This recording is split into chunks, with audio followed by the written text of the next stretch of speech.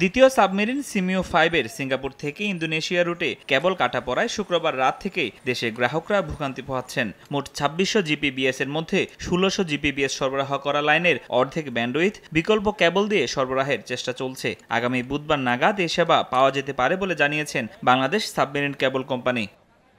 Landing station আছে সিঙ্গাপুরে, সেই পর্যন্ত একটা কানেক্টিভিটি লাগে, ওইটার চেষ্টা চলছে। আমরা কাস্টমার, আমাদের যারা বরাবর পার্মানেন্ট কাস্টমার প্লাস আমরা সাবমেরিন সবাই মিলে তাদের সঙ্গে যোগাযোগ করে একটা ব্যবস্থা করছি। আশা করা যাচ্ছে মঙ্গলবার রাতে কি বুধবার সকালের মধ্যেই একটা পোর্শন, মেবি এটা 50% হতে পারে, আমরা শিফট করে ফেলতে পারবো।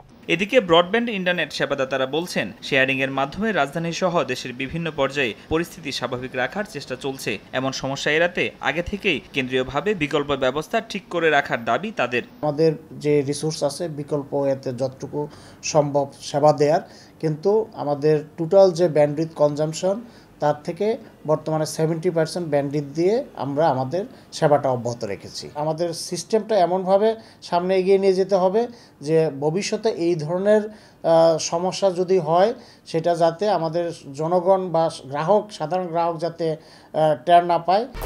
1, 2, 3 ঢাকায় জমি জিতে নিন 100% ক্যাশব্যাক সহ 20 কোটি টাকার পুরস্কার। তবে কবে নাগাদ ইন্টারনেট সেবা পুনরায় আগের অবস্থায় ফিরবে তা এখনও বলতে পারছেন না কেউই। ফরহাদুর রহমান, সময় সংবাদ, ঢাকা।